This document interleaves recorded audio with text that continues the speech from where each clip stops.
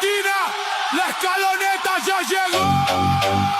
বুধবার রাত আটালান্টার মাঠে তখন উত্তেজনায় টকবক করে ফুটছে গোটা বিশ্ব।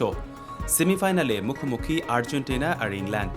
ঠিক ম্যাচ শুরুর আগেই নিজের ফেসবুক পেজে অদ্ভুত এক শপথ করে বসেন ঢাকাই সিনেমার আলোচিত চিত্রনায়িকা পরীমণি।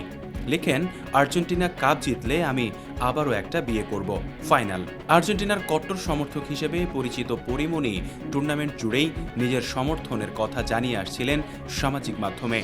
কিছুদিন আগে প্রকাশিত এক ভিডিওতে আকাশি সাদা জার্সি গায়ে দেখা যায় তাকে, যেখানে সামনে লেখা ছিল মেসি 10 আর পেছনে পরি। আর্জেন্টিনার খেলোয়াড়দের সিগনেচার উদযাপনও নকল করে দেখান তিনি সেই ভিডিওতে। অবশেষে ম্যাচের ফলাফল এলো পরীমণির পক্ষেই। ইংল্যান্ডকে 2-1 গোলে হারিয়ে ফাইনালে পা রাখে আর্জেন্টিনা। জয়ের পর ইংল্যান্ড অধিনায়ক হ্যারি কেইনকে ট্যাগ করে আরেকটি পোস্টে পরীমণি লিখেন, হ্যারি কেইন, পারলে না তুমি আমার বিয়েটা ঠেকাতে। সঙ্গে জুড়ে দেন কয়েকটি কান্নার ইমোজিও। এখন আগামী 19 জুলাই ফাইনালে স্পেনের মুখোমুখি হবে আর্জেন্টিনা। আর সেই ম্যাচেই যদি মেসিরা শিরোপা জেতেন, তাহলে সত্যি সত্যি পূর্ণ হবে পরীমণির বিয়ের শর্ত।